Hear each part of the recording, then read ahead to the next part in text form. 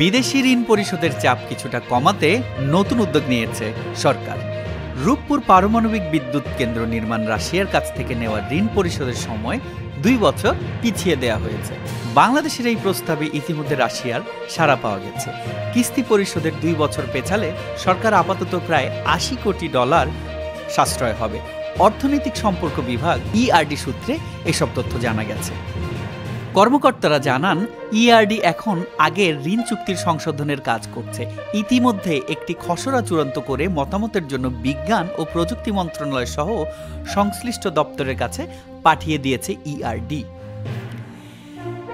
এদিকে চীনের কাছ থেকে $৫০০ কোটি সমপরিমাণ ঋণ নেওয়ার পরিকল্পনা থেকে সরে দাঁড়াচ্ছে সরকার। পরিবর্তিত রাজনৈতিক পরিস্থিতিতে এমন সিদ্ধান্ত নেওয়া হয়েছে বলে জানা গেছে। চীনা মুদ্রায় ইউয়ানে এই ঋণ নেওয়ার কথা ছিল। ইআরডি সূত্রে জানা গেছে, কোভিড ও ইউক্রেন যুদ্ধের কারণে অর্থনীতি চাপে আছে। এই যুক্তিতে রূপপুর প্রকল্পের জন্য নেওয়া ঋণের আসল পরিশোধ পিছিয়ে দিতে চায় সরকার। অন্যদিকে রাজনৈতিক পট পরিবর্তনের কারণে দ্বিপাক্ষিক ভিত্তিতে চীনের কাছ থেকে ঋণ নেওয়ার আগে যথাযথভাবে যাচাই বাছাই করার সিদ্ধান্ত নেওয়া হয়েছে।